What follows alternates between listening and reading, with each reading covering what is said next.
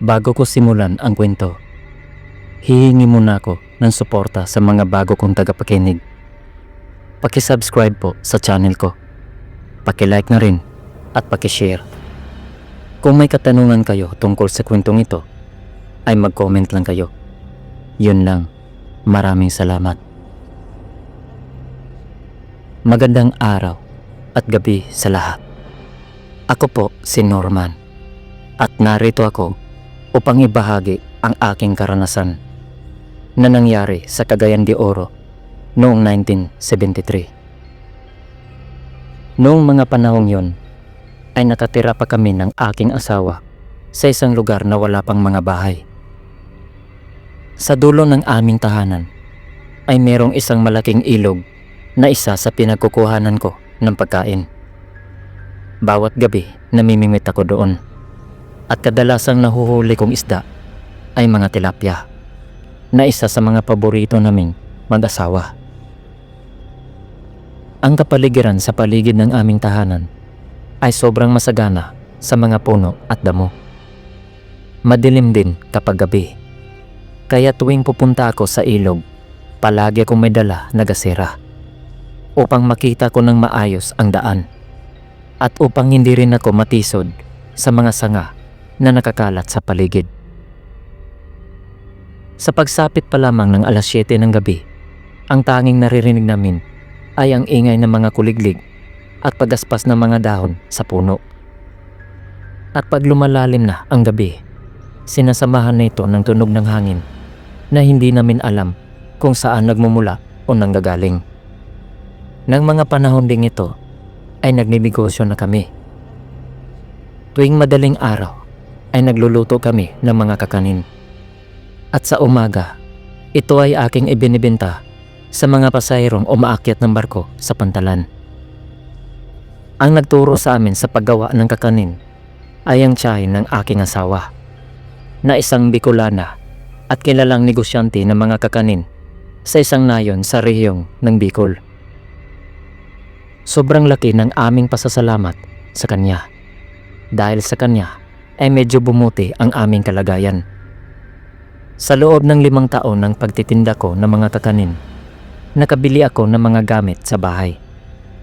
Nakabili din ako ng motor na ginagamit ko kapag pupunta ko sa pantalan, na halos higit 2 kilometro ang layo mula sa amin. Isang araw, may 3 lalaki na pumunta sa bahay namin at nagtanong sila kung pwede ba silang magtayo ng maliit na tahanan sa harap ng aming bahay. Dahil hindi ko naman pag-aari ang lupa, ay pinayagan ko sila agad na walang pag-aalinlangan. Kinabukasan, bago pa mag-alas 6 ng umaga, ay nilinis na nila ang harap namin. Inalis nila ang mga damo at pagkatapos ay naglagay sila ng mga haligi. Dahil sa pareho silang mabilis kumilos, pagsapit ng alas 4 ng hapon ay natapos na nila ang bahay. Nang lumulubog na ang araw sa kalangitan, ay nagpaalam na sila sa amin. Kinaumagahan, hindi kami makapaniwala na isang babae pala ang maninirahan sa bahay. Napakaganda niya at napakakinis din ng kanyang balat na parang hindi kailanman nasugatan. Ilang araw ang lumipas ay naging kaibigan na namin siya. Elsa pala ang kanyang pangalan at matanda siya ng kaunti sa amin.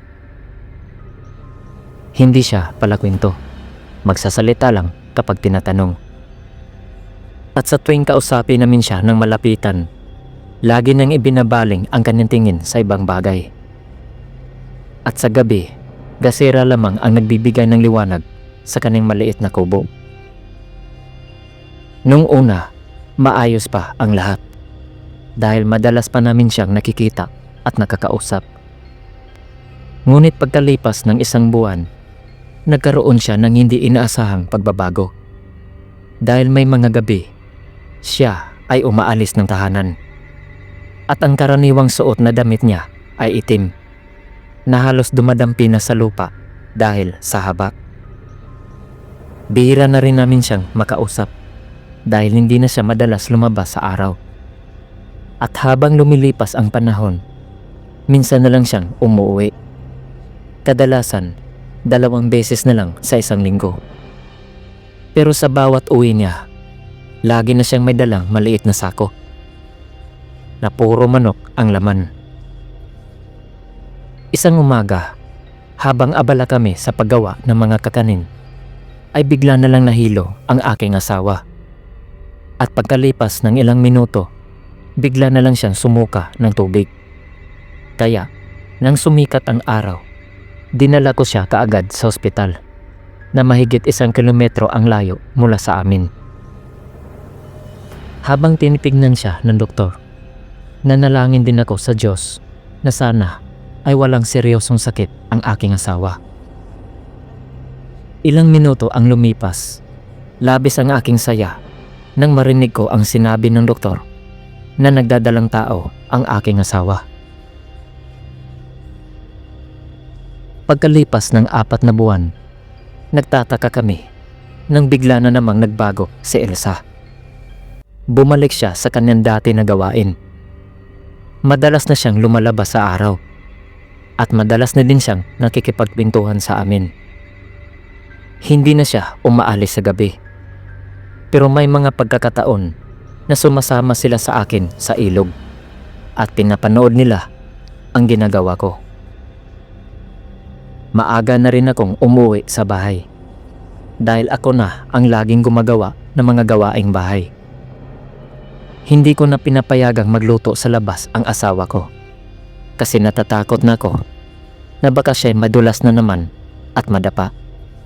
Katulad na nangyari nung nakaraang taon, nadulas siya sa kanyang pagpunta sa lutuan. At sa lakas ng pagkakabagsak niya, siya ay nakunan. Na magwa8 buwan na ang tiyan ng asawa ko, bihira na akong umalis ng bahay. Kasi may mga araw na bigla na lang akong nakakaramdam ng kaba, kahit wala naman akong iniisip na masama. May mga pagkakataon din na hindi ako mapakali, na para bang may bumabagabag sa isip ko.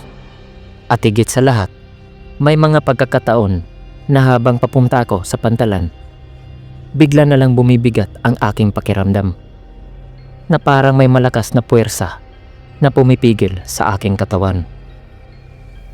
Pero hindi ko alam na nagdadala na pala ito ng masamang indikasyon. Kasi isang hapon, habang ako'y nakatanaw sa bintana, may isang malaking itim na manok na biglang pumasok sa aming bakuran, na halos kasing laki ng hita ng sanggol ang mga paa. At nang ito'y lalapitan ko, bigla na lang akong tinalunan nito. Buti na lang ay mabilis akong nakaiwas, dahil kung hindi, ay magkakaroon talaga ng malaking sugat ang aking muka. Nang siya ay maganda na upang ako ay salakayin, agad ko kinuha ang palakol sa kusina na madalas kong ginagamit sa pagsibak ng kahoy.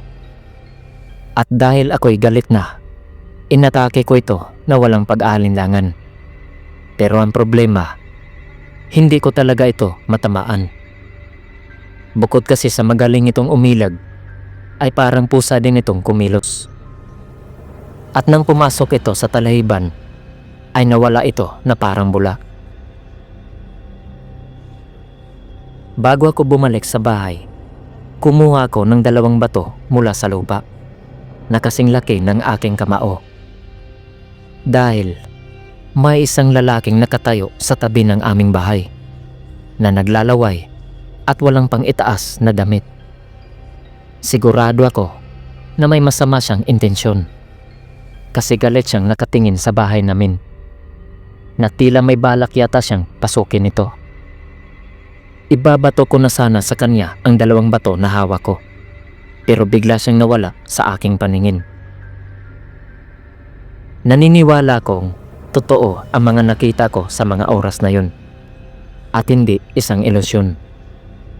Kasi yun ang unang pagkakataon na nakakaranas at nakakakita ako ng ganun, na hindi ko akalain na totoo pala ang mga ganong nilalang.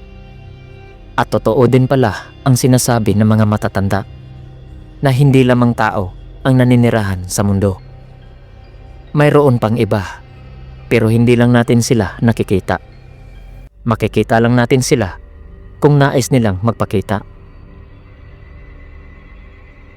Pagpasok ko sa tahanan, agad kong ikinwento sa aking asawa ang lahat upang malaman din niya na may mga ganunang nagpapakita sa labas. Nang unti-unti nang lumulubog ang araw sa kalangitan, ay dahan-dahan ko namang hinahasa ang aking itak sa kwarto upang may magamit akong sandata mamaya. Dahil malakas ang kutob ko sa lalaking yun na hindi siya isang espiritu o kaluluwang ligaw. Sigurado akong babalik yun mamaya upang pasukin ang aming tahanan at kami ay saktan. Sa pagdapo ng gabi, nang may marinig kaming may naglalakad sa aming bubungan, ay humawak ng mahigpit sa akin ang aking asawa. Dahil may malakas siyang kutob na aswang ang nasa itaas. At alam niyang siya ang pakay nito. Noon pa man ay sinabi na niya sa akin na naniniwala siya sa mga ganitong uri na nilalang. May pagdududa rin ako na aswang yung lalaking nakita ko kanina sa labas. At siya na siya ang nandyan sa itaas ng aming bubong. Pero mabuti na lang ay gawa na sa yero ang aming bubong. Kaya tiyak na hindi niya ito basta-bastang masisira o mabubutas. Pagkalipas ng ilang minuto, uminit ang ulo ko sa nilalang. Dahil hindi pa rin siya tumitigil sa kakalakad. Na tila ayaw niya yata kaming patulugin. Dahil dito, kinuha ko na ang itak sa kwarto at lumabas ako ng bahay na walang pag-aalinlangan. Nais ko sanang hamunin ang nilalang, ngunit hindi ko nakita sa bubungan. Pero naroon pa rin ang ingay. Dahil sa wala na kong naisip na ibang paraan upang ito'y palayasin, kumuha na lamang ako ng malaking bato mula sa lupa. At nang ibinato ko ito sa aming bubungan, saka lang huminto ang ingay. Kinabukasan, sinama ko ang aking asawa sa pantalan. Ngunit sa mga oras na yun, hindi ako nagbibenta ng kakanin. Nagtanong-tanong lamang ako sa mga kaibigan ko kung may kakilala ba silang albularyo o manggagamot. Talagang sinadya kong isama ang aking asawa upang siya ay mailayo sa panganib. Sa 22 tao na aking tinanong, isang tao lamang ang nagsabi sa akin na siya ay mayroong kakilala. Ang pangalan niya ay Arnel at ang kanyang trabaho ay tagabuhat ng mabibigat na bagahe sa mga pasahero. Nang magtanghali na, pumunta kami sa isang barangay na kaunti lang ang populasyon. At hindi ko inaasahan na ang albularyo na aming pinuntahan ay kanya palang tiyuhin. At dito rin pala siya nakatira. Buti na lang ay wala pang nagpapagamot. Kaya nakapag-usap kami agad ng albularyo. Maya-maya, bago niya kami pinauwi, ay nagbigay siya sa amin ng isang papel na naglalaman ng mga orasyon. Sabi niya na kung sakaling makarinig kami muli ng hindi pangkaraniwang tunog sa gabi o kalaskos sa aming bubong, ay banggitin lang daw namin ang nakasulat sa papel. Dagdag pa niya na dapat din kaming mag-ingat sa mga hayop o tao na makakasalubong namin sa aming lugar. Dahil ang mga aswang ay pwede raw mag-anyong hayop. Pwede ring mag-anyong bata o matanda. At higit sa lahat, kaya rin kumopya ng itsura ng ibang tao. Nang dumating ang dilim, habang kami ay kumakain sa mesa, bigla kaming napatakip ng ilong dahil sa isang kakaibang amoy na pumasok sa aming tahanan. Halos hindi kami makahinga sa sobrang sama ng amoy. Sa tingin ko, may nagtatapon ng nabubulok na isda o karne malapit sa aming bahay. Lalabas sana ako ng bahay para hanapin yun. Ngunit nahinto ako sa aking mga hakbang nang marinig kong may naglalakad sa labas. Para naghahanap yata ng mapapasukan. At di nagtagal ay kinamot-kamot na niya ang aming pinto at saka kinatok ng malakas. Naakala siguro niya ay matatakot pa kami. Hindi niya alam na kanina pa namin siya hinihintay at pinaghahandaan. Nang ilabas ko ang papel mula sa bulsa ko, agad ko itong inilapit sa gasera upang malinaw kong makita ang nakasulat dito at upang maayos ko rin itong mabasa. Dahil sabi ng albularyo ay kailangan kong masambit ng tama ang orasyon upang ito ay maging epekto. Hindi ko akalain na ganito pala kalakas ang orasyon na ito. Dahil nasa gitna pa lang ang aking nasambit ay nagsisigaw na ang nilalang sa labas na para bang may nanakit sa kanya. Maya-maya, nang lumampas na ako sa kalahati, ay unti-unti nang humina ang kanyang sigaw hanggang sa tuluyan na itong nawala at napalitan ng tunog ng mga kuliglig. Nawala na rin ang masamang amoy sa loob ng aming tahanan. Senyales na umalis na ang aswang.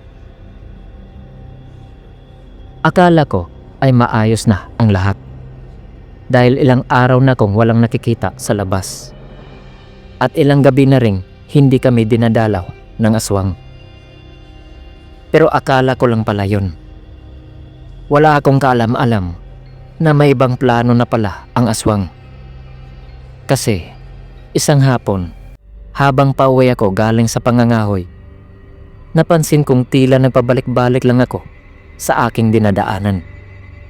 Kaya ibinaba ko muna ang pasan-pasan kong mga kahoy dahil parang nalamat yata ako.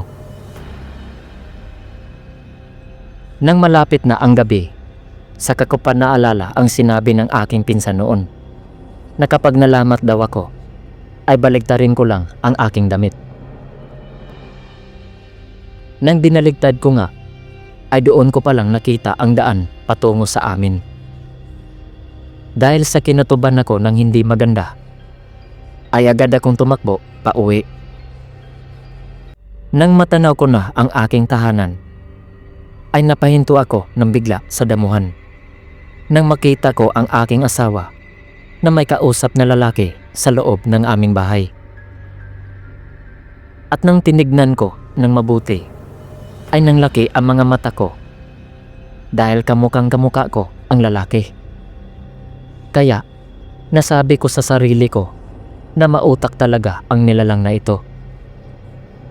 Pinlano talaga niya na lamatin ako upang wala nang makakapigil sa kanyang plano at upang makuha na din niya ang kanyang nais. Ngunit hindi niya alam na nakawala ako sa lamat na kanyang ginawa. Mabagal akong naglakad papunta sa aming lutuan. Talagang sinadya kong pumunta roon kasi naroon ang aking palakol. At sinadya ko ring hindi sigawan ang lalaki upang hindi ito tumakas.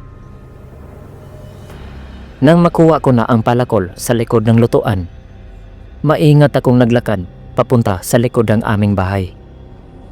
Sapagkat doon ako dadaan upang hindi niya mapansin ang aking pagpasok. Maya-maya lang, nang nakapasok na ako, nakita ko ang aking asawa na nakatihaya na sa sahig at nakapikit ang mga mata. Habang ang lalaki ay dahan-dahan niyang inilabas ang kanyang mahabang itim na dila na may kasamang malapot na laway. Nang akmang didilaan na niya ang tiyan ng asawa ko, ay kaagad kong tinaga ang kanyang likod. Dahil sa lakas ng pagkataga ko, ay bumaon ng palakol sa kanyang likod na nagdulot ng pagbabalik ng kanyang tunay na itsura. Hindi ko akalain na si Elsa pala ito. Ginaya pala niya ang mukha ko. At hindi ko rin sukat akalain na isa pala siyang aswang. Hindi ko kasi siya kailanman pinagdududahan dahil napakabait naman niya sa amin. At wala naman akong napansin na kakaiba sa kanyang mga kilos. Balak ko sanang kuhanin ang palakol sa kanyang likod pero hindi ko nahawakan dahil siya ay tumalon sa bintana at tumakbo ng mabilis papuntang ilog. Dahil sa nagdilim na ang aking paningin sa galit, ay kinuha ko ang aking itak sa silid. At siya'y sinundan ko. Dahil plano kong tapusin na ang kanyang buhay upang matigil na ang kanyang panggugulo sa amin. Palagi na kasi kaming kulang sa tulog dahil sa kanyang ginagawa. Pero nang dumating ako sa ilog, ay hindi ko na siya nakita.